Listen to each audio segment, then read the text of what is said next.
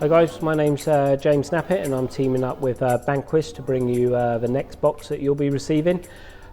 Brief history of me: I've worked with the likes of chefs of Rick Stein, Thomas Keller, Gordon Ramsay, Rene Brigitte, Brett Graham at the Lebury, and I'm now running my own restaurant called Kitchen Table. It's a 2 Michelin star restaurant, and my style of food is very passionate about working with the seasons. I think we're incredibly lucky to be in a country of England that has 4 distinct seasons, giving us an abundance of ingredients in each one. I like to cook where when we talk about an ingredient, it still has the identity of what we're talking about. I hope you see some of these techniques and methods that we've used in Kitchen Table and been made available to you, and that you can actually pull these techniques off to see all the different things that you can do with the ingredients of the season. Okay guys, so our menu today will be prawns. So we've got these beautiful Spanish prawns, which we've made a dressing from the head along with brown butter and vanilla. Marinated tomatoes with olive oil and sherry vinegar, finishing with a beautiful fine herb salad. Next up you'll have a pigeon, so wild shot wood pigeon, incredible time of the year for the game season. This is with caramelized figs and roasted chestnuts.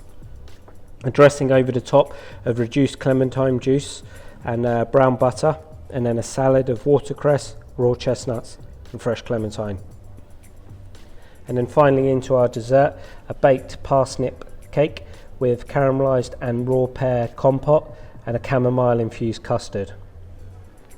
Okay guys, so this is going to be all of the beautiful ingredients that are included in your box, and we're going to start with the starter of the cabanero prawns. A very luxurious prawn.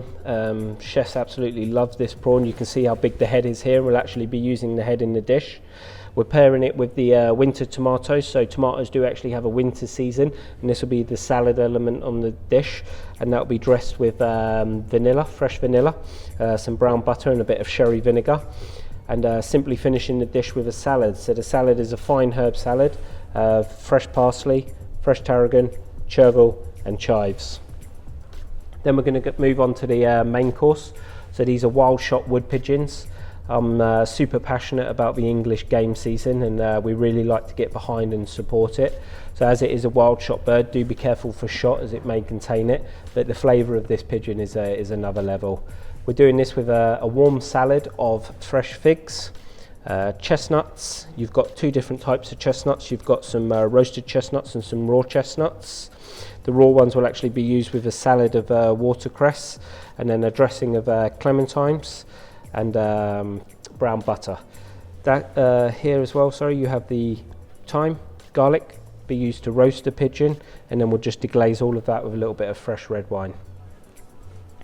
Moving on to the dessert, we're actually doing a dessert with parsnips, so one of my favourite vegetables in the winter seasons. So grated parsnips going to be cooked in the style of a cake with ground ginger, cream, honey and lemon zest. We'll get that baked in the oven, and this is going to be served with a compote of pear, so roasted pear and fresh pear, and then a custard which we have here as well, and this has been beautifully infused with chamomile. You also in the box have a beautiful Riesling to be paired with the dish, and if you've chosen to go with it, a lovely Gushborn as well.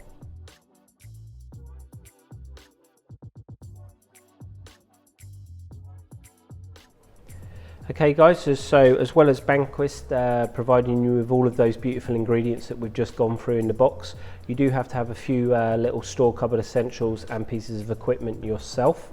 We're just going to run through those now. So you'll need some butter, sugar, some nice sea salt, a little bit of black pepper, cooking oil and also extra virgin olive oil, and fresh eggs. Equipment you'll need a chopping board, a little knife range, peeler, whisk, bottle opener, very important to be opening those delicious drinks at the end, and then a grater. So this is actually called a microplane. If you have something like as a box grater as well, you can see that it's got the similar here. So if you don't have one of those, it's not the end of the world, but great piece of kit to invest in. And then pans, so your basic pans, got three nice saucepans, frying pan, set of weighing scales to weigh some of the ingredients we'll be using. Okay guys, so at this point you want to take your pigeons out of the fridge, okay? Because what we do when we're cooking is we call it room temperature. So this is very important. So if you put a cold piece of meat in the pan and you cook it, what happens is it'll cook on the exterior, but the temperature within the bird will remain at fridge temperature. So when you're trying to rest it and get the heat through the bird, that will delay that process. So it's very important that before we cook these at room temperature. So grab them out the fridge now, please. Okay guys, so now it's time to preheat the oven for 140 degrees for the parsnip tart. Okay guys, so first of all we're going to make the parsnip tart. I know that's a little bit weird, but this will be cooking along while we're doing the starter and the main course. So after the main course this will be ready. So we're going to be creating the tart. This is with the fresh parsnips and the ingredients of honey, cream, a little bit of salt, ground ginger, lemon zest and an egg. So we'll weigh out the ingredients first. So we need 150 grams of honey. So the guys at Banquist have give you slightly more of everything that you need. So you will need to actually weigh this out as well, according to the recipe that you've been given. So 150 grams. So with the honey, just going to add everything to the pot. So in this recipe, everything apart from the egg will eventually just go into here for us to cook it down. I think this is a very different dish for you guys to do at home. It comes from us thinking of the style of a Bakewell tart, so a very classic English cake, but we're actually using it with an in-season vegetable of parsnips. So you just peel your parsnips down. If you just peel it into a bowl, it's nice and easy to clean down afterwards.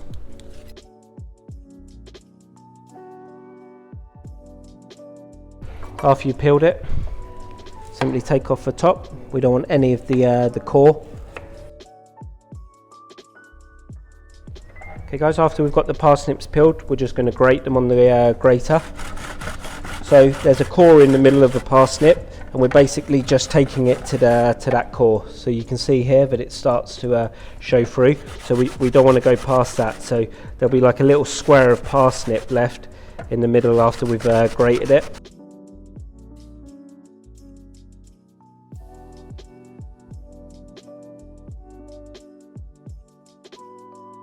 Okay, so grate the parsnip, we're looking for 150 grams. Okay guys, so after you've grated the parsnip, 150 grams, we're just going to add that into the honey. Got half a teaspoon of ground ginger. Cream. We're going to weigh out 50 mils of cream into the mix.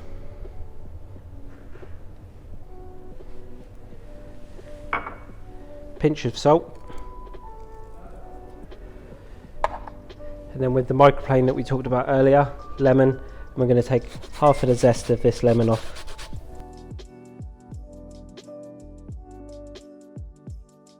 Now we're going to cook this down. So you want it on a medium heat to start with. We're literally going to mix this in like this now and just take it to a cooked where the parsnip will turn ever so slightly translucent.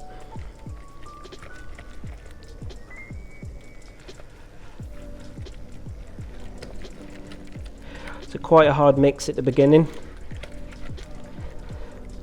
So the cream and the honey become one over the mixture of the parsnips.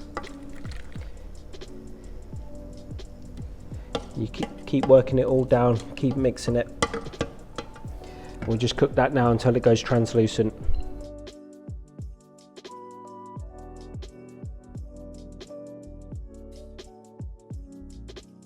Okay guys, so while the parsnip mix is getting to the stage of the translucent, we're going to be cracking on with the pear puree. So beautiful pears in the box. Again, just peel the pears down. We don't want any skin on these. Something that England is bountiful in right now is our pear and apple season. I really appreciate the different ingredients at the different times of the year, and you know, pears at the right time with the right ripeness is a very special fruit.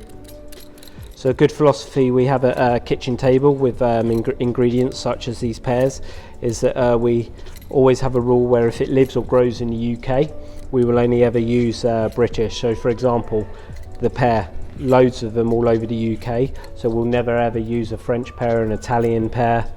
You know, we really look after our own, and we're super seasonal. So as soon as the pears, the apples, they come into season, we'll be having them on the menu. So everybody thinks that you know, the autumn and the winter months England dries up with ingredients, and I'm completely the opposite. I think we really have some special ingredients out there, and it's about us you know, using those ingredients to maximize flavor and bring something special with our English ingredients in the winter. And we don't need to look to buy in you know, foreign fruits for the ideas to come. You know, they're right here, we have them already. So after you've got the pears peeled, we're going to top and tail, as we say.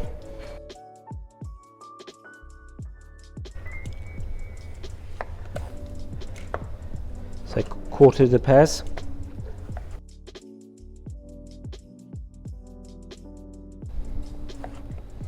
So a little technique to use on the taking out the seeds. So we don't want any of this part of the pear into the dish. So you come up at a very slight angle, come down like that, and then from the other end, just come across. You can actually see the line that you're cutting across. Then you come down and then meet where that first cut went. And then when that comes out, this part here isn't edible. So we're going to get all of our pears to this stage.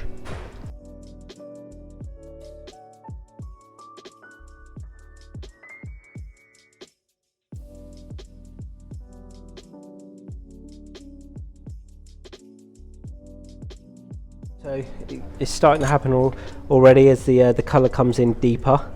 It'll be like translucent. What we don't want to do is forget about it, and then we actually cook it to mush and we lose the identity of the vegetable. Okay guys, so when you've got your pears all to this stage, if we take these bottom pieces, so you'll see that they're all the same size, we're just going to cut off the bottom piece here. This is going to be used for a dice up at the top, and these bottom bits we're going to roast. There's no real reason for that, it'll just keep it uniformed, and then everything cooks at the same time. Coming back to the parsnips, you can see here that it's starting to take form now. What we want to keep is the colour is darkening. So as we see, the parsnips is starting to take on the cream and the honey. And what we don't want to do is take this too far, where this then becomes mush, because we want the identity of the grated parsnip and the texture of that in the tart. So frying pan on the heat, we want to get this nice and warm. Then with the tops of the pears, so normally at kitchen table or in the restaurant we'd be squaring all this up, making it all nice and neat and doing an immaculate little fresh dice. We'd use all of those trimmings for a staff meal, or you know, another sauce or some element, because we don't waste anything at kitchen table. But at home, like I'm suggesting to you here now, I wouldn't be going through all of that work. So your dice can be ever so slightly rougher than we would, but you're using up the all of the pear. So just down the middle, and then a rough little dice. And it's good to have the different sizes here, because it'll bring different textures. If the pear is slightly bigger than those, you can cut it into 3 instead of 2. So as the pan starts to get warm, I'm just going to add in a little bit of butter.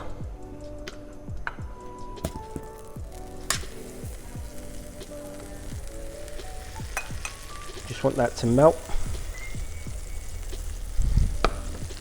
It's always a good temperature when you add the butter as well, and you get this froth, because that means you can judge where the heat is in the pan, because we wouldn't want to be adding this to a cold pan, because it just doesn't really work, and it will start to stew the pear rather than roast them.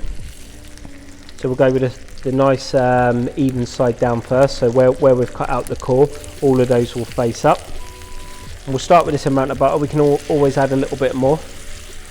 So guys, we're very close on this now. You can see how the colour in the parsnips changed.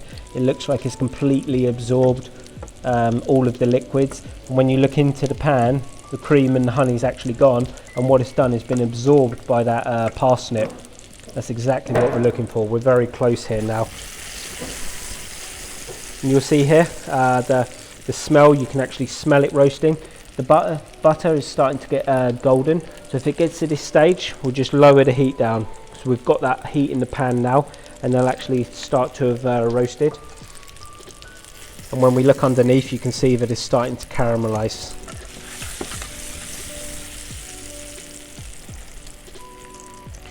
At this stage where it's got hot, you can smell the smoke coming off of it a bit. We can add a little bit more butter.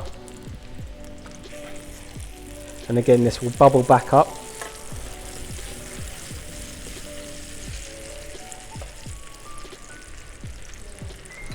And all of this butter will eventually absorb into the pear as well. It's very gently caramelizing as we're cooking to it, and that's going to add to that richness and the depth of flavour into the puree. We've got all of our dice ready. We can get that into a little bowl and just set it aside until we get the pear puree ready. Okay guys, at this stage now, the parsnips have completely absorbed all of the cream and the honey. You'll smell the ginger, the lemon zest. It's all completely cooked out now, and this is the stage where we want to stop. So you can still see that the vegetables grated, everything is cooked in there, nice translucent colour. So we literally take this off now, and we're going to very gently let this cool down before we add the egg. If you add the egg while it's too hot, the egg will scramble, and that's not what we want. We want to bake this like a cake. So while we're cooking these pears, this will be cooling down, and we just want it warm to the touch before we add in the egg. Okay guys, so pears have been roasting for a few minutes now. We're actually going to give them a little turn. You can see that the colour here is starting to come. This will get even more, but we're just going to give it a little roast on this side as well. And you'll see shortly what I mean, because it will start cooking down on the other side. And as it cooks down on the other side, this will keep cooking down and the colour will intensify. But this is a great start to where we want to be. Okay guys, so we now have the colour back on this side. So we're colour on both sides now. So we've turned it again, and then we're going to take the colour a little darker on the other side. What you'll notice here, even with your spoon, is they're getting softer and softer, and that's exactly what we want at this stage. So shortly these will break naturally, then they'll start absorbing the butter, and then we can really move this over and get it beautifully caramelized. So now we've got some colour on the pears, we can actually start to speed up the cooking process to that now. So we've got a beautiful golden underneath, and we're going to base these now. So just by tilting the pan very slightly, all of your beautiful fat will come down, the fat from the butter. You're basically getting it up onto your spoon, and then you're just very gently dressing this over the top. So whilst it's cooking along the bottom, we're keeping that heat over the top. Also keeps them nice and moist. And again, you can just keep checking, because everybody's stove pans are different, but this kind of golden colour that we're getting here now is exactly where we're meant to be. And then when you glaze over, you can just see the beautiful colour that we're getting. And we want that really all over the pear. Okay guys, so just with your finger, you wanna touch this, and it just needs to be warm. If it's uncomfortable for you to put your finger on there still, that means it's too hot, and that will ruin the egg. So when we've got it to this nice warm temperature, which it is now, we're going to add the egg. So just crack a whole egg. Be careful you don't get any shell in there. If you do, you can easily pick it out, it's no big deal, but nobody wants that in their finished tart. And then very gently, we just mix this egg in. And you want to be gentle here, even though the parsnip is still the grated texture that we've been talking about through the whole cooking process. If you are too vigorous on this, you will mush it up, and that's not the texture we want. It's just gently stirring it, and you can see by stirring it, it's becoming more and more incorporated, where it's looking like one again. This is now ready to go into the little tart case we had pre-lined with greaseproof. So just make sure your tart case has this greaseproof lining. It's very easy to take out then and be able to work with it after it's cooked. Just push it nice and into the corners, and then we're going to add the tart mix.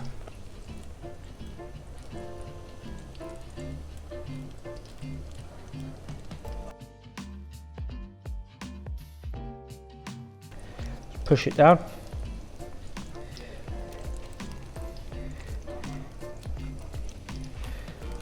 Nice and smooth.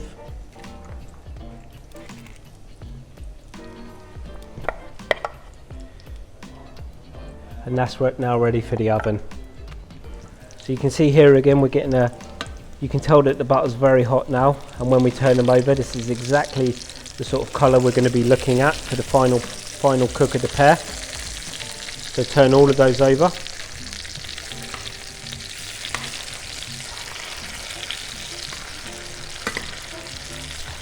Nice little shake so they don't stick at this point. And then another base.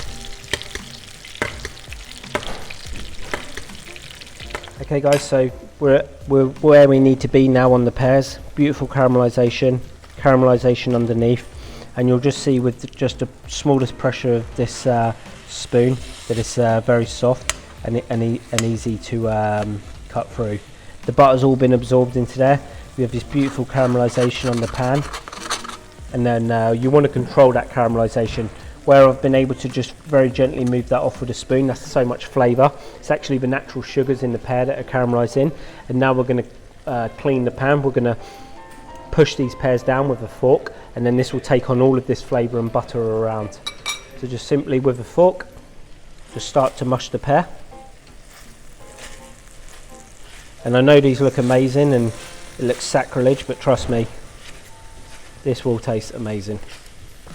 And you can even smell the pear juice hitting the pan now. And this will be like the puree stroke what we call a compote in the kitchen that will then bind over the pear dice.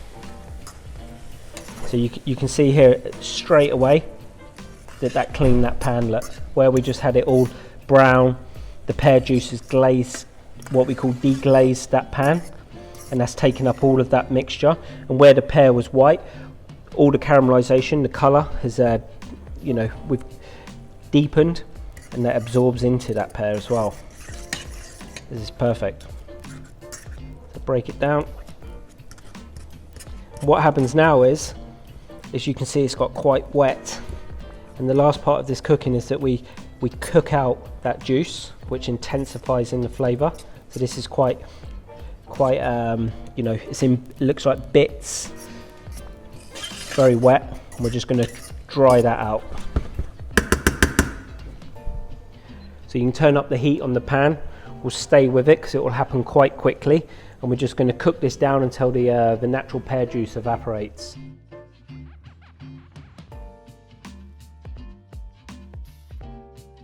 So we can see already a lot of that juice has come off, and you'll see that in the technique here. So where it starts to bubble. So a minute ago it was quite loose and wet, and already now we can see that we're drying this compote out, because what you'll actually hear is it sounds like it's trying to fry again, and that's a good thing. The pan's staying nice and clean on the bottom, and then just as it does start to stick, as you can see it's starting to happen, that means we're super close on where we need to be.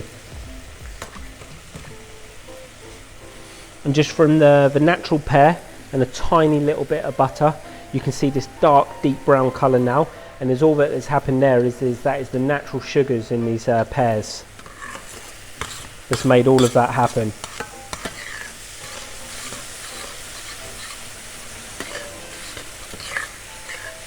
And that's it guys, that's where we want to be taking the roasted pear.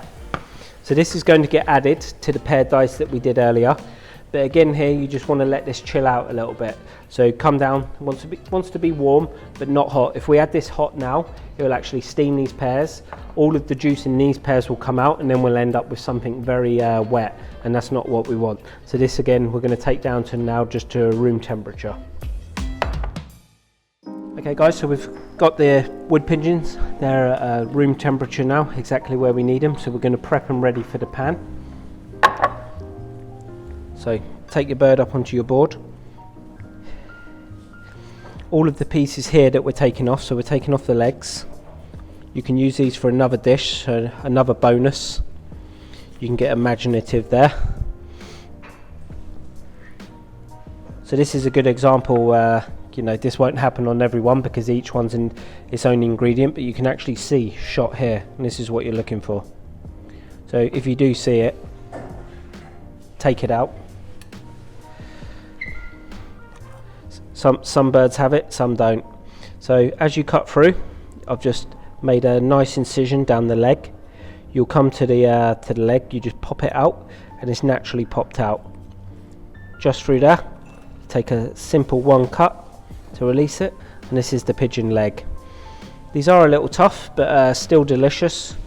So try and make use of them if you can.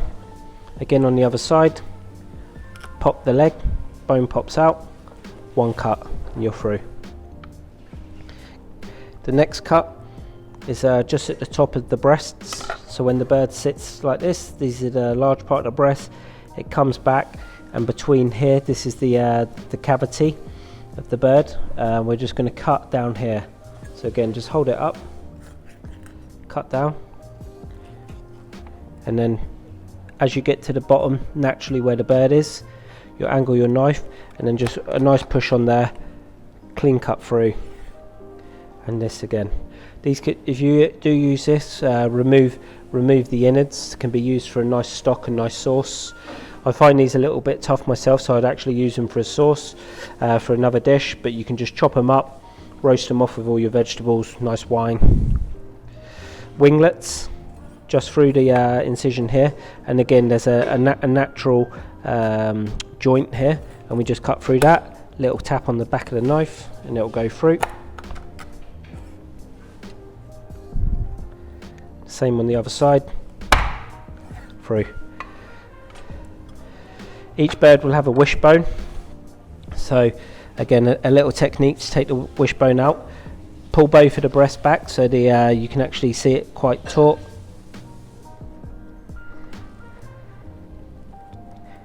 Down the side, very gentle. So all I used is the tip of the knife.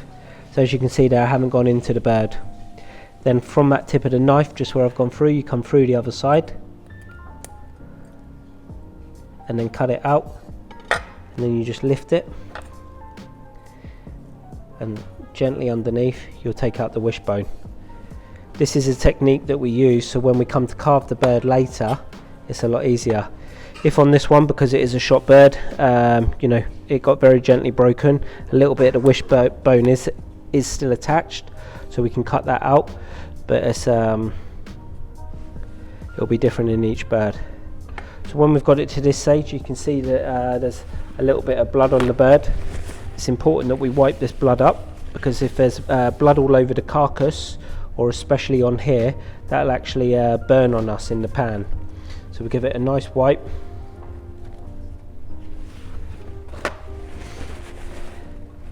We just want this bird to be nice and dry. Okay guys, so as this is a wild bird, you know, some of them will come with the insides in. It's very easy and simple to take out. You just take your finger and you sort of come down on the bottom of the rib cage, and you can push up, and then it releases. Then with two fingers, if you just grab all of that and pull it, it actually comes out as one nice little package, I guess. Again, wipe inside. We don't want any wet blood on this bird. And then last little thing, you just push it down so the skin comes down over the bird. And then this is our bird now ready to go into the pan.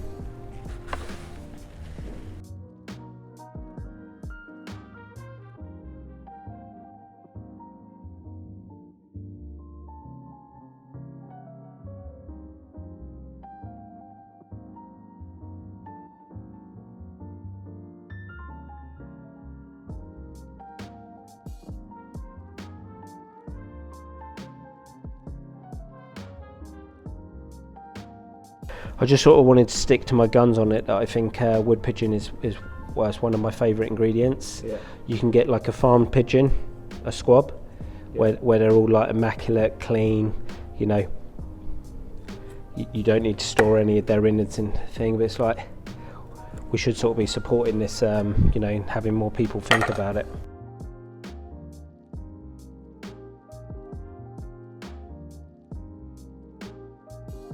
Okay guys, now it's time to make the brown butter and the reduced clementine juice ready for the sauce for the pigeon. So all we're going to do with the clementine juice is just add it to the pan. We're going to bring it up to the boil quite fast.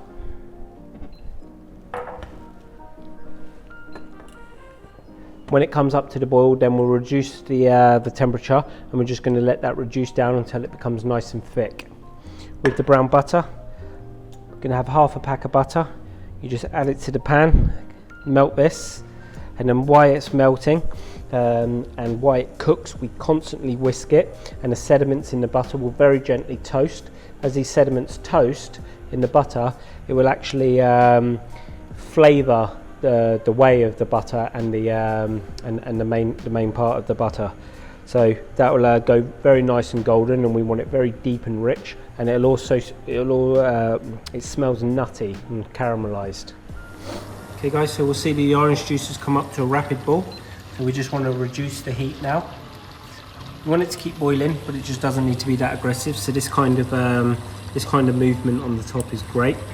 Every now and then just give it a little swirl, and that'll wash down the side of the pans, and we just want to bring this down now until it becomes quite thick. Butter, you can see that it's melting. Again, the movement in the bubbles and how it looks like it's boiling is where we want to be, and you just keep whisking this. Okay guys, so you can see that the butter now has started to deepen in colour. So this is what we're called now in the phrase in the kitchen, beurre noisette. So the solids are very gently starting to caramelise. It's important that you take your time on this. If you do it too fast, the sediments will actually burn and the butter will stay, as in like the texture of melted butter, and you won't get the flavour process that we're looking for. So we're bringing the temperature right down now to low, and this will take probably about 5 minutes or so. And then even there where you can see with this yellow, I'll show you on a spoon. But even though it looks brown when you're whisking it, if you actually take the sediment, just the butter, you can see that it's still quite yellow. So we're going to wait until that actually deepens in colour and not just the sediment. Our orange juice is coming down. We're about halfway there now as well. You can see that it's getting thicker. You can always tell when it's getting thicker because the bubbles become more definitive. You can, it's bubbling up there. Okay guys, so as you're cooking this constantly with the whisk, we've been moving off the bottom, so you can see where it's sticking here, and with the whisk you want to keep removing that, because that's what's toasting, and as it toasts that goes into the butter. You can see here now from the video it looks black, but it's not. Dark brown, we call it beurre noisette. And if you just look now, this is the colour I was telling you about. So it's now taken on a brown tinge. It was jet yellow, but now you can see that the butter itself has actually caramelised along with the solids. So this is actually ready, and we're going to take this off now to cool right down. So for the tomato element of the starter, with the prawns, we've got these beautiful winter tomatoes, and we're going to cut this like what I call like a steak of tomato. We're going to marinate it in the extra virgin olive oil, sherry vinegar and sea salt, and we get this on head a little early in the dish, so all of these flavours will absorb and penetrate into the tomato. So it's not just dress, like when you eat this, all of these flavours will be inside the tomato. Quite simple. Take one side off, turn it, take the other side off, and then cut that in half. So you have these two beautiful tomatoes. So we'll start with the olive oil. So it's important that you invest in a good olive oil. You've already invested in the box, so spending a little extra money on the olive oil, I highly recommend it. And it really does make a difference. Olive oil isn't just olive oil, the cheaper it is, the cheaper it tastes, and you will really see the benefit from actually investing in the quality. So olive oil is dressed. We're going to move this around shortly, so we might need to add a little bit more. A touch of sherry vinegar, you want about a teaspoon over each one.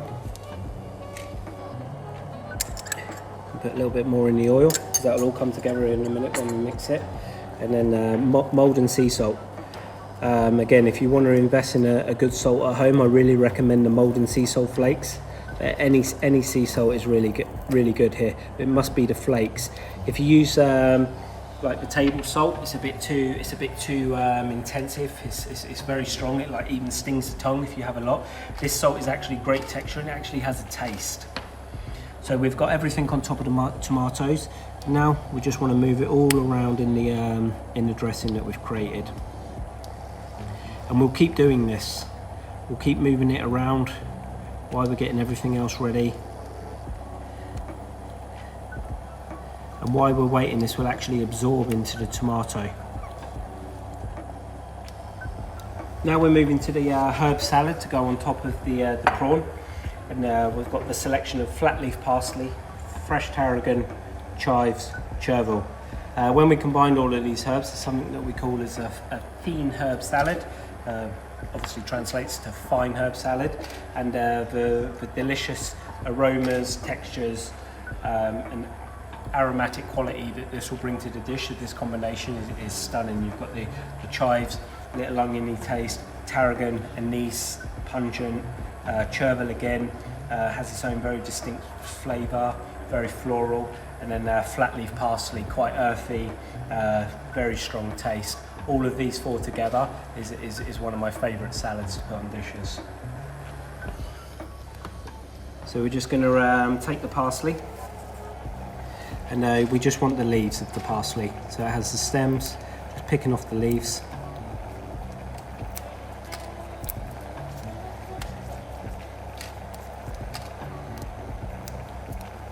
And again, from when you get the herbs, even to prepping them now and after we've prepped them, until they go on the dish, you want to have these remain in the fridge so they stay nice and crisp.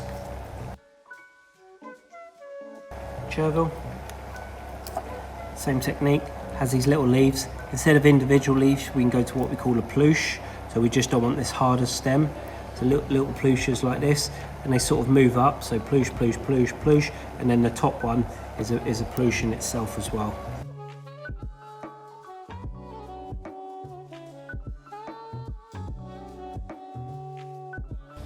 Talking small little handful of each, just as it comes in.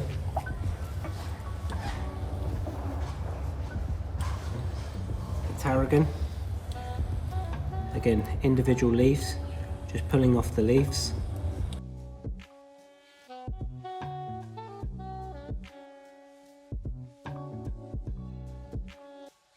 And the chives. At this stage, they're going to get cut a little bit smaller when we do cut through the salad, but at this stage we're going to cut what we call a baton. So you can just see, no.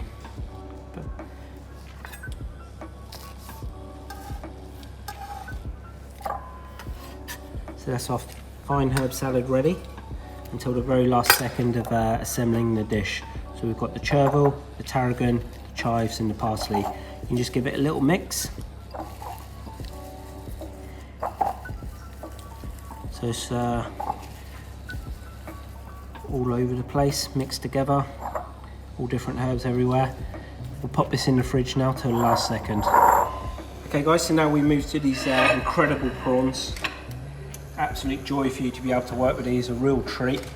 Very simple to prep. First we're going to take the head and we just gently release it. A couple of little twists. Going to rest that here for a second and we'll come back to the head. So you get one of these beautiful prawns each.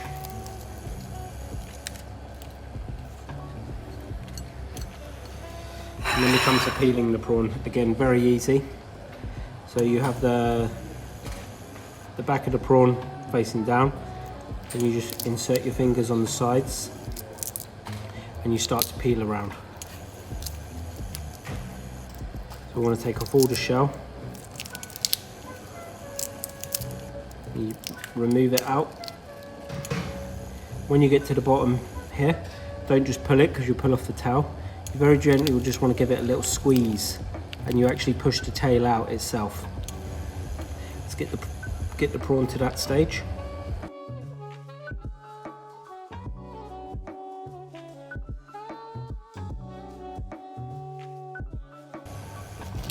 So next stage is to devein the prawn. You'll see that it has a vein here. It's nobody wants to eat that little piece, so it's just a very gentle cut. With a sharp knife, you don't need any pressure in that at all.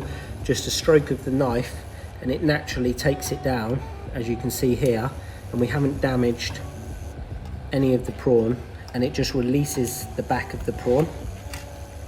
And that's exactly where you want to take it. And then just with the tip of the knife, we scrape it out. Okay. And this prawn now is ready for cooking.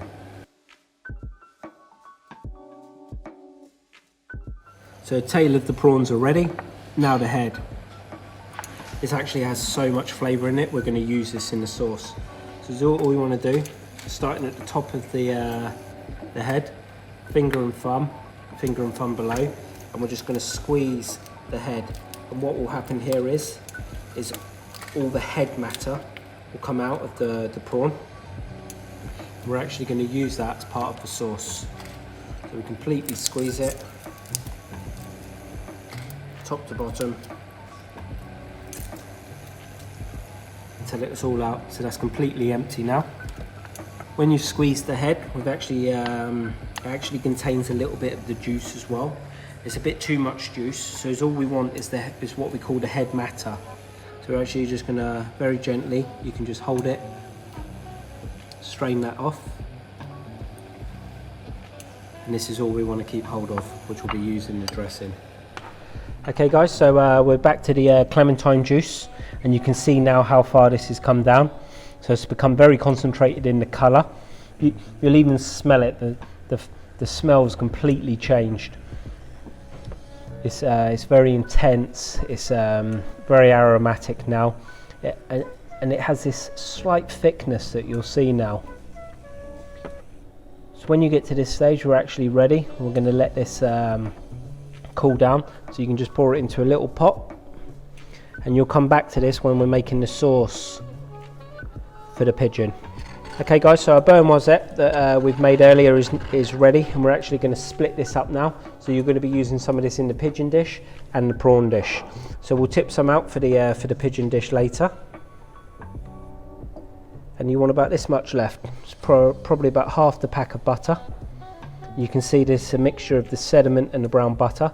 So this one's for the prawn, around about half of the amount that we started with, and the other half will be used for the pigeon. Okay guys, so now we're going to make the dressing for the starter with the prawn. So we have our fresh vanilla. We're going to split the vanilla pod. So by splitting the vanilla pod, we just insert the knife at the top, and we follow the vanilla pod all the way down to the bottom. It's now split in half. When it's split in half, this is what we're looking for here. You'll see the vanilla runs down the middle of the bean. With the back of the knife, just the tip, we scrape it out. So as you scrape it, this is the vanilla seeds, this is a vanilla pod. We're going to use the whole thing because we don't want to waste it. So you'll put in the vanilla pod as well. We'll take that out before we serve it, and then just the fresh vanilla goes inside. Use up both of your pods to that amount of butter.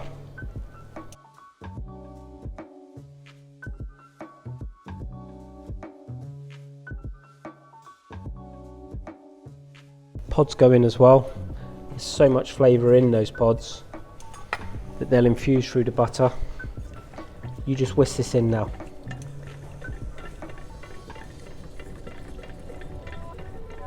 I have this on the lowest setting, so if you have gas as well, you want the gas just on.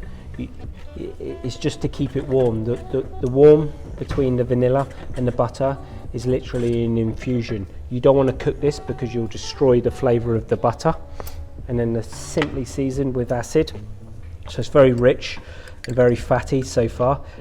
The sherry vinegar that we're adding now will just split that and give the dish a little acidity, and then a tiny little bit of salt. Give it a really good mix. And this is now ready until the very last second when we'll add in the head of the prawn, because that will dress dress the prawn right at the end of the cookery. You just want to give it a little taste. When you taste it, you want the nuttiness of the butter, a little bit of salt, not too much because you don't want it to be salty, but you do want to taste the salt, and then the vinegar to cut through the richness. Again, it's a taste preference. I wouldn't add too much, but I do like acid in my dressings, and you know, I like to be able to taste it as well. If it's not your thing, just add a little less.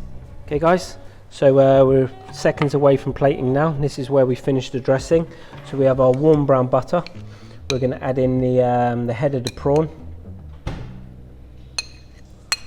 and that just gets a really quick whisk. You can actually use your spoon, and you see here the spoon actually breaks it down. It actually looks like it's cutting it, and the rich flavour that the head of the prawn and the meatiness and the fattiness gives to this dressing is incredible. And you can see this actually slightly thickening it. So our pan's still warm, it's warming that through. I'm just going to leave that there just to warm through while we plate the dish. Okay guys, time to cook the prawn and get this dish finished. So nice hot pan, cooking oil,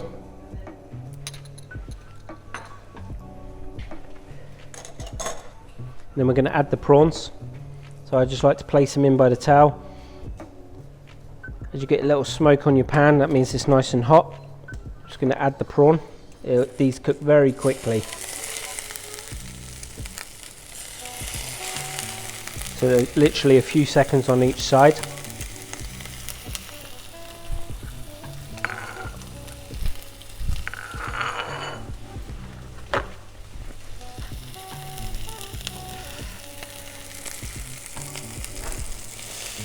And turn it over. So these don't have to be cooked all the way through. We cook a prawn like this, and as you would a piece of meat, we actually say we cook it medium rare. If you cook it all the way through, that's when the prawn becomes rubbery, standard. I think all the flavour goes. It could be any prawn, and with how special these prawns are, we really want to hang on to that. So after it's turned, just a tiny little touch of sea salt. We don't want these too salty. We want to taste that natural flavour in the prawn and not salt.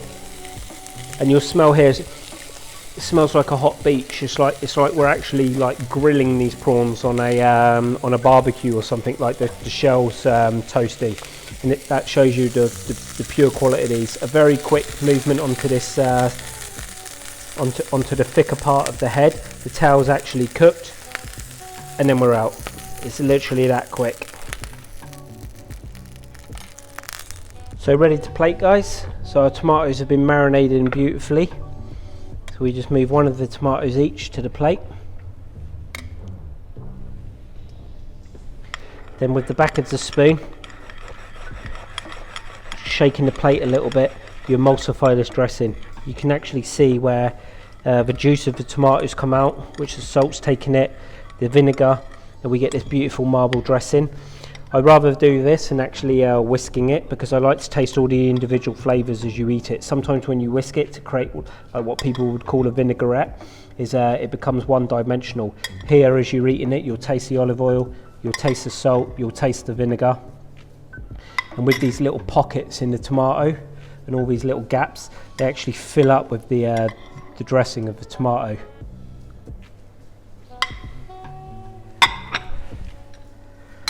Next, the prawn.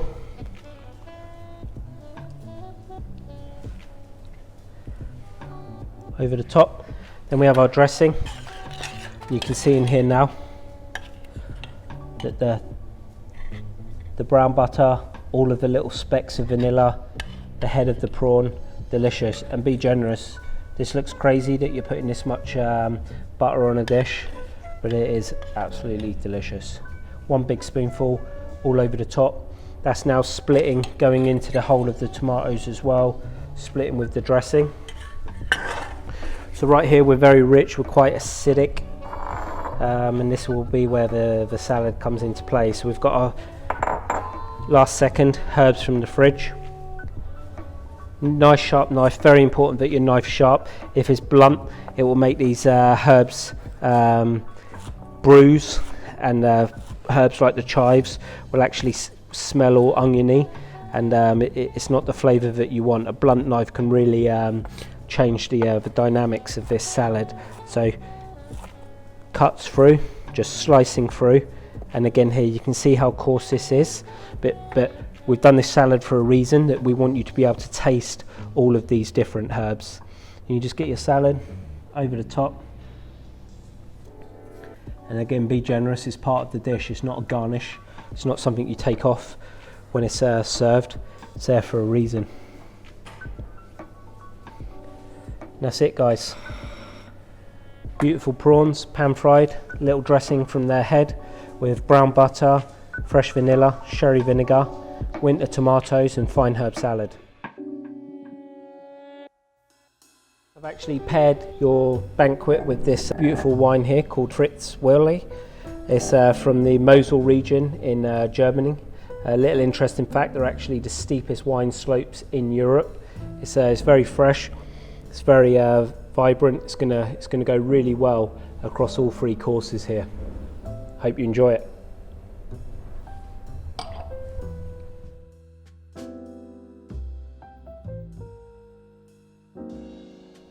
Okay guys, and then if you've gone for the upgrade, you would have also received this Gushborn wine. This is actually a sparkling wine from England. England's super proud of this wine. It's absolutely delicious. Competing in the ranks now of sparkling against champagne. This is doing very well, and if you have upgraded, you've made the right choice. It's delicious. Okay guys, so this is the little tart case, and when we're going to cook the tart, we're going to be placing the mix inside, which we've lined with the greaseproof paper. We're going in the oven at 140 for 30 minutes. After 30 minutes, turn your oven up to 180 and then cook it for another 30 minutes.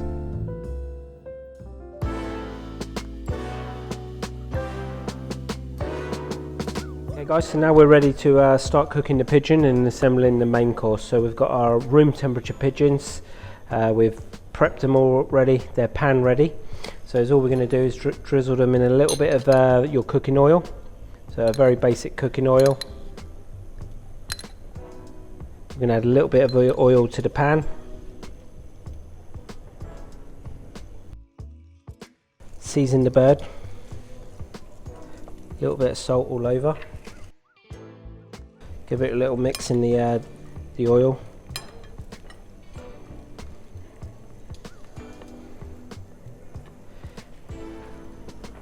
Make sure it's when it goes into the pan that we have the form of the bird. So as it is a wild bird, that doesn't really matter too much what's going on here, but we want to be able to cook the breasts beautifully. This is what we're aiming to get cooked in this process. So hot pan, and you'll go this side of the bird down first, so it's facing up.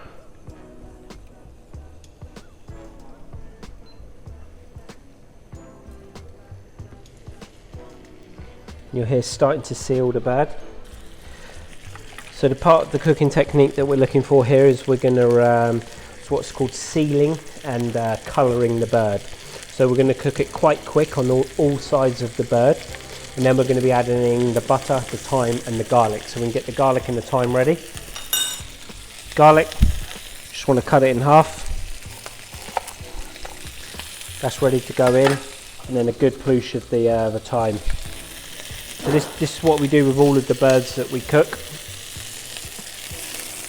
It's a classic technique that we were taught as younger chefs and now teach our chefs how to cook a bird. It's called butter, thyme, garlic, basting the bird. So much flavour in these. You don't have to marinate it. We want to infuse this quite quickly into the bird, but we don't want to overpower the flavour of the bird. The game season is definitely one of my favourite seasons. I think we're super lucky in England to have this season. We're using the wood pigeon here, but all the birds in the season, the mallard, the snipe, the woodcock, the grouse, they're all just incredible birds that you should be cooking with at this time of the year and really embracing the game season. And that goes with the with wild deer as well. So already you can just see we've got quick colour. I'm moving it now onto the to the sides of the bird. So this is happening quite quick. It's a nice hot pan. And the actual cooking of the bird will come as we're adding the butter and we glaze and baste it.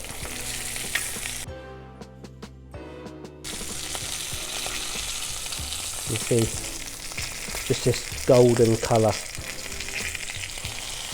Once we add the butter and the aromatics and we start to baste this, that golden colour will get even stronger. So don't be trying to look for that finished colour now, because otherwise you'll go over, and we don't want to do that. The glazed, the pan's hot, it's spitting a little bit, but if you're able to, just hold your birds up now, because we just want to get down that little spine. Push it down. And there you see we've got very quick colour. Now this part here is like the base of the bird. We're going to turn it onto there. Add in your garlic face down. This is, we want to get some nice caramelisation. This is where the flavour of the garlic will come out. Put your thyme just between the birds. And then a healthy amount of the butter. Good spoonful to start with.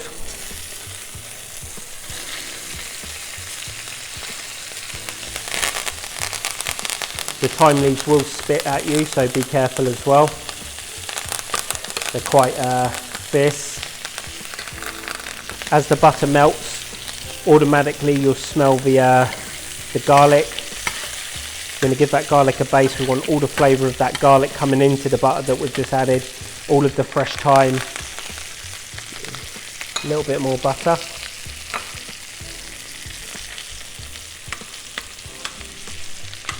As we did earlier with the pears, we're going to baste again now. So as this butter all comes down, get it all over the garlic, all over the thyme.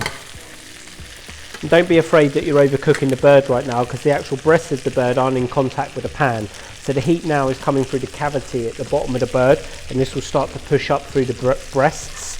And this is why we won't need to put the bird through the oven. We're actually going to cook it the whole way in the pan. We're going to baste this around 10 times. That's our 10 here. Move them around. If you're left or right handed, you'll find it easier.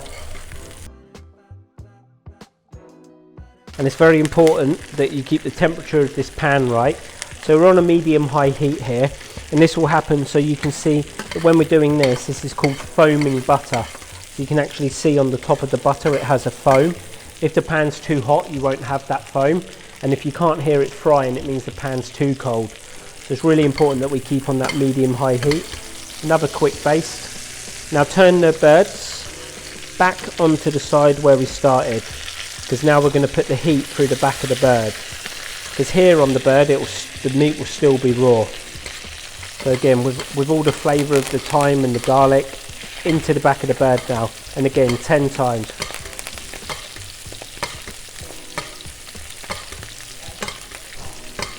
That's 10. Let it come back down. Don't leave it on that side, otherwise it will overcook. And that's it, guys. That's how quick you can cook this pigeon. So the key now is rest. So we're going to take these pigeons out. We're just going to leave them on our board while we get on with the rest of the dish, and they're going to rest. Resting is another key point in the kitchen that we do with everything. If we were to cut into that now, the bird would be tough. It would start bleeding. All the juices would come out. It's way too hot. So just by resting it, the meat relaxes, all of the juice disperses back through the breast, and then we should have a really nice tender bird to eat. Okay guys, so we've got our birds resting. I've just got rid of the thyme in the pan, but this is the same pan. So we've got the roasting from the bird in here. We've still got the garlic ticking away, and now we're going to start the figs. So with the figs, you just take off the tops, and we're going to just cut them in half.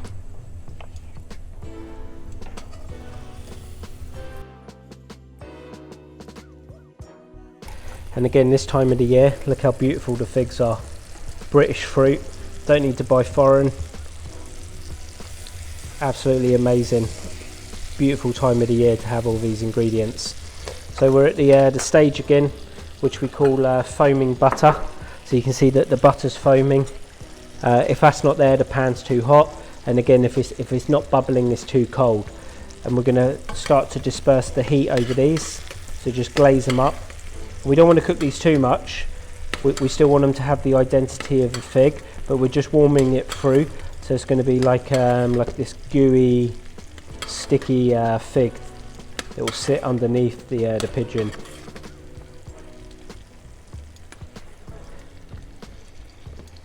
Okay, so while they're bubbling away, we're going to move to the chestnuts. So we've got two different chestnuts. You've got your raw chestnuts and your roasted chestnuts. At this point, we're working with the roasted chestnuts.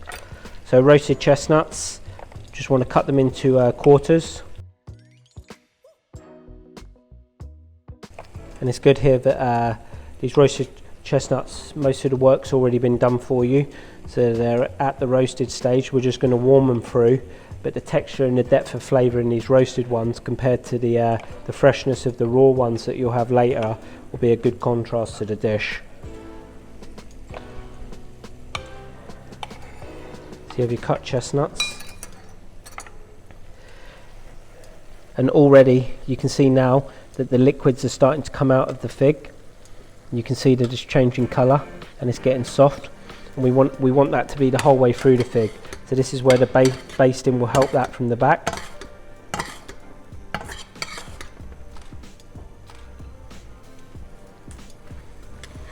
And we can turn the figs and give them a cook on the other side.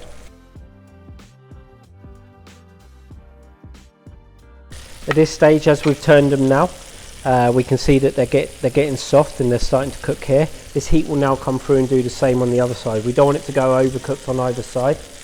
We're going to add in now just a touch of sugar. This will create a little caramel and a dressing to the fig.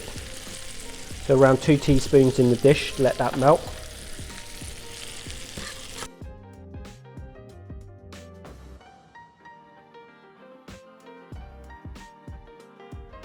We're going to pick the watercress salad, so you're going to have this beautiful bunch of watercress delivered to you, and you're going to go through it. If it's like this, there's not much that you need to do.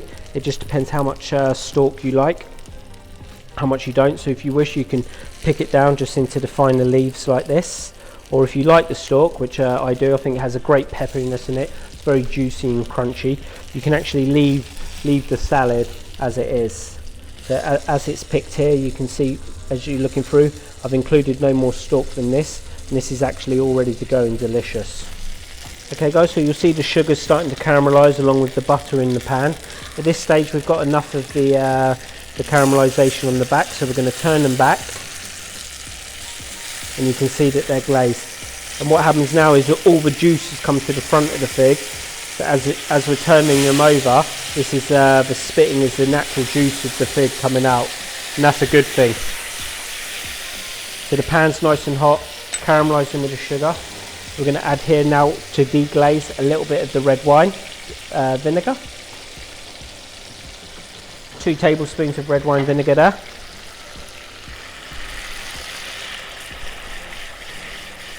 Give it a good stir, or shake, sorry. And as you shake it, you can see that it's actually emulsifying. So now the butter, the sugar and the vinegar are working together to create a syrup with all of the natural fig juices, and the smell, oh, it's fantastic. So as we've added the vinegar, it'll boil, it'll burn off the harshness of the vinegar, and then we're going to add in another 2 tablespoons now of red wine. We can turn up the heat on this a little bit, and this is just going to reduce. Again, a good shake, and we've really emulsified all of these. Now we can add in the chestnuts. These will warm through and glaze in that syrup as well.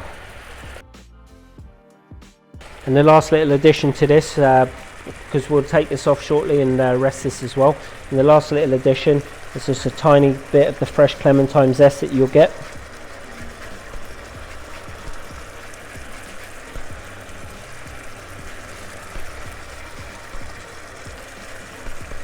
So just grate in the zest. and all the essential oils in that zest will now disperse through this again.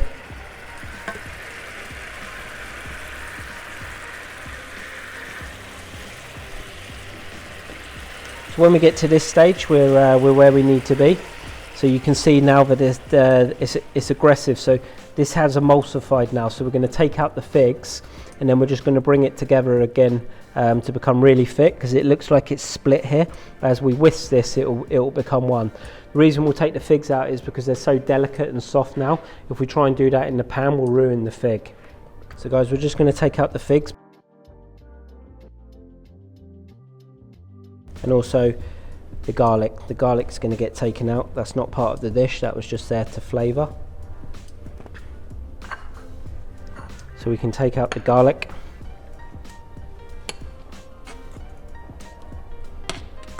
If any of the little pieces of garlic did fall out, be careful, because they do look a little like the chestnuts.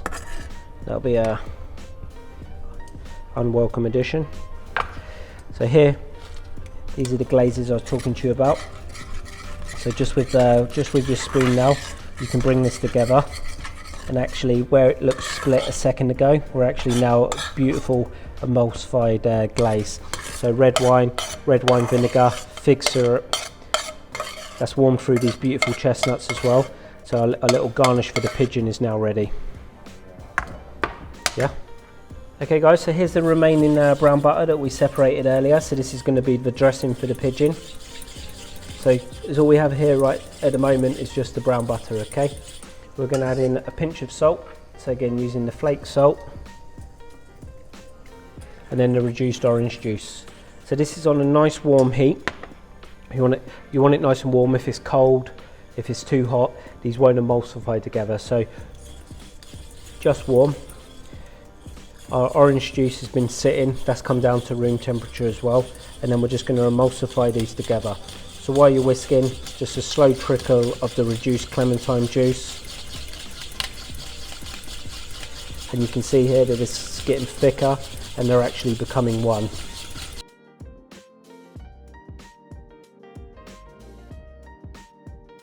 Okay, when that's there, you want to take it off. This is a warm dressing.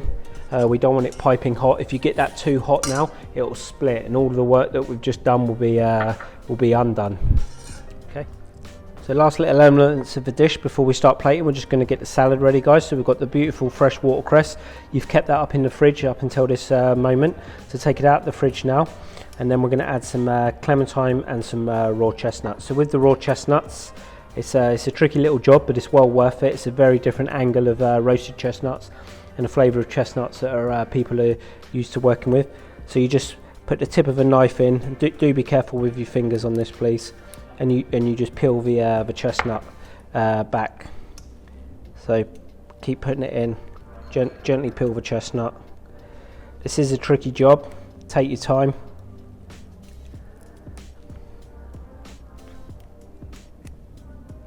Some chestnuts peel easier than others as well. Sometimes you're lucky and they just pop right off in one, and sometimes they stick. Underneath the chestnut, it has a little furry jacket, another skin. Some of it comes off and some of it stays, and you can peel that one off as well. So just with the very tip of a knife, little paring knife, you peel it all off.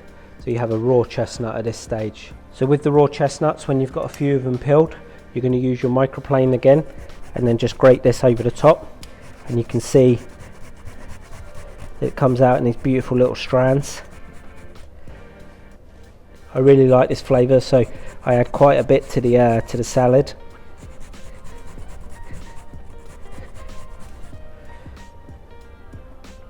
Not everybody's familiar with raw chestnuts, but we use these in the restaurant, and when we tell people that they're chestnuts, they don't believe us, because they're so used to the roasted sort of like flavour of the chestnut, which we were using there earlier in the dressing, that when they taste this, they're like they can't believe it's the same ingredient, because it's so different.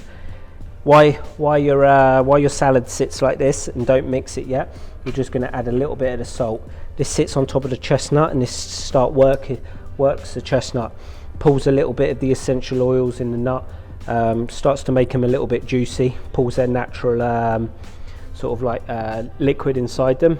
And then if you dress it now, you'll start to ruin the watercress. So just keep it like that for a second while we work on the clementine. Clementine, you just want to peel it as you would at home. Take off the skin.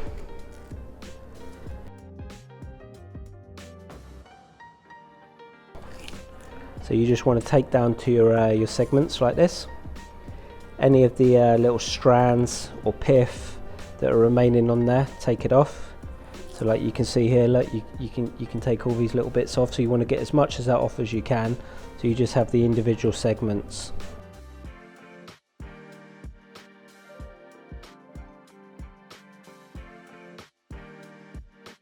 So when we've got our segments ready, guys, you just want to cut these into, say, like 4 pieces.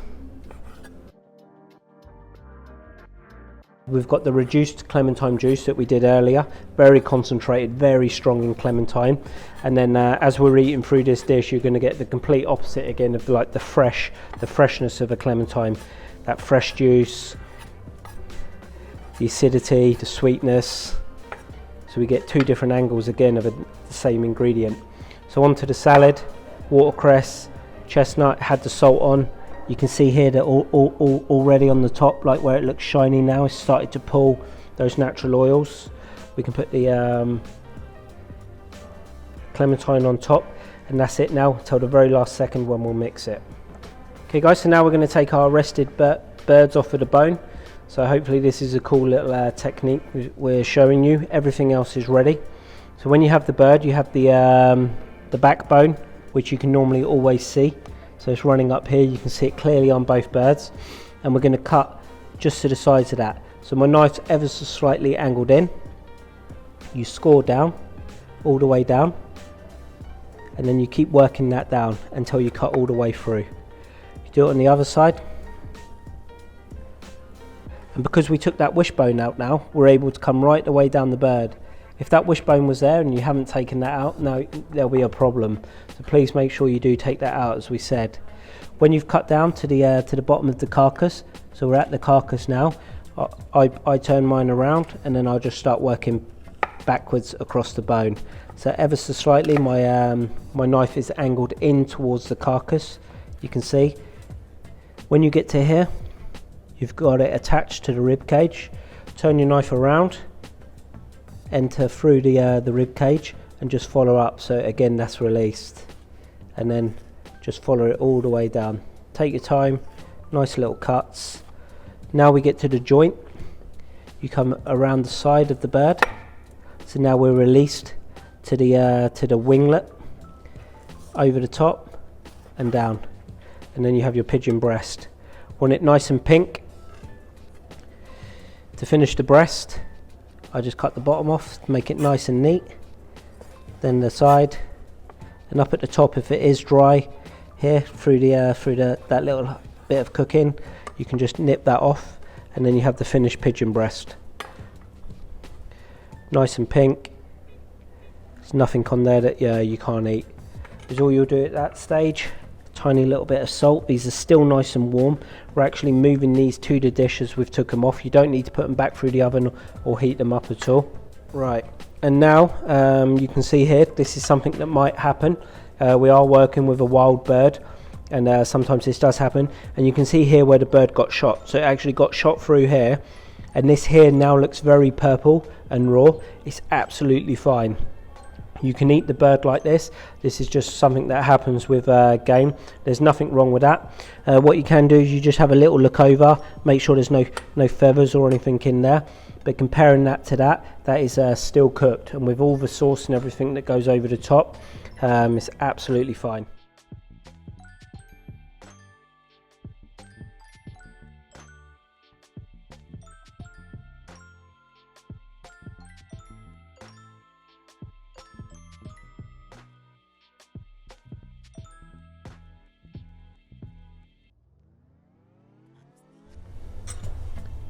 Okay guys, so now it's time to plate up.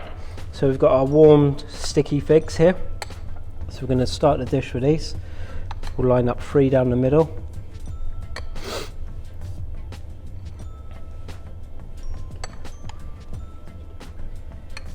So you can see these have a beautiful texture still. They're holding as the fig that we actually started with, but they're warm. They've been cooked in all the syrups.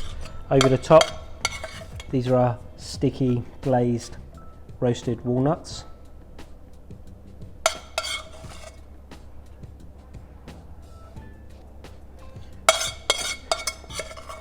And all of the red wine, the vinegar, the sugar, the butter, with this really beautiful glazed syrup now to dress those. So far we're quite intense, we're sweet, we're rich. Then the pigeon.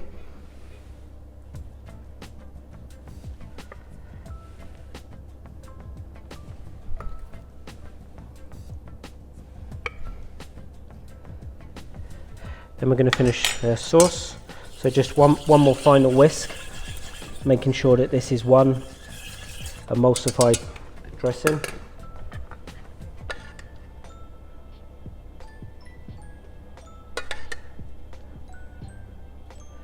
Get both breasts, a little bit more around the plate.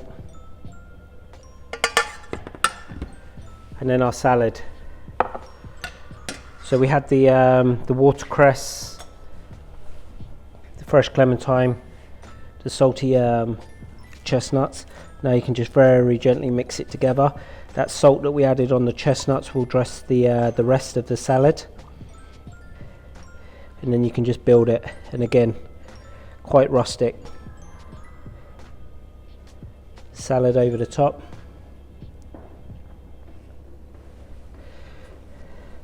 And where everything underneath is intense, wintry, reduced, sugary, this salad that we've built up on top will really freshen everything up and lighten the dish. Then we have the clementines completely covered in the chestnut. And we can just arrange a few of these through the sauce.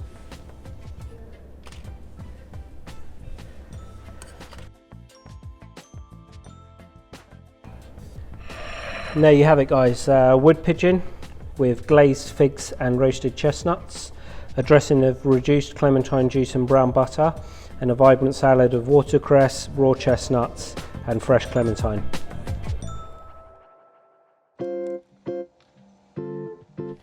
Okay guys, so now our pear compote has come down to room temperature, and we're basically just going to mix these two together, and after you've got it mixed together we'll leave it to one side. And again, this will be more than you need for the dish, but delicious with other things as well. So this sticky caramelized pears with the same pear from the top. And then when you get this, you'll get the freshness of a pear, the sweetness of a pear, caramelization of the pear. There's actually a lot of different flavour going on in this. So now it's all beautifully mixed. We just leave this to one side now to finish the dish a little later on. Okay guys, so tart's been out of the oven. It's rested. We're able to even touch the tin now, so it's still nice and warm in the centre. We have our pear compote, so roasted pears, fresh pear, and then the custard. So you just want to take out your parsnip tart. Just going to peel back.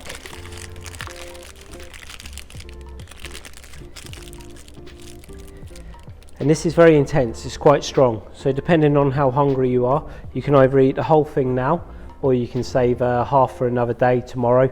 It lasts a couple of days in the fridge. It's actually nice reversal. So where this tart's nice and warm now, and we're going to be serving it with fridge cold custard. If you go the other way, where you have the tart fridge cold and you have hot custard, that's also good. Plating wise, I'm only going to use a quarter of it. So you can see here now that it's beautifully caramelized. Inside is going to be nice and soft. You've got a little crusty part of the parsnip on top. So we're just going to cut it into half now. Just be nice and gentle. And you can cut right through the parchment. And what you should be looking at is where the tart inside has just set and just cooked.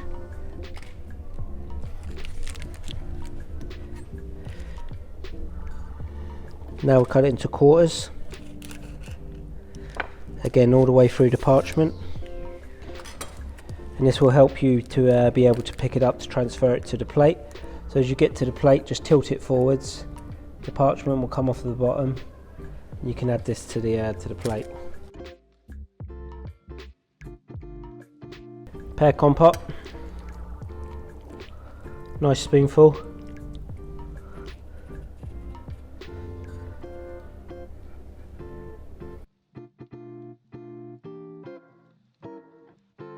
Finally, the custard. This has been left from when you've got it in the fridge, so it's fridge cold. I really like the different temperatures in desserts, so having something hot and cold. And then as generous as you like it to be with the custard. And there you have it, guys. Parsnip tart, chamomile infused custard, roasted and raw pear compote.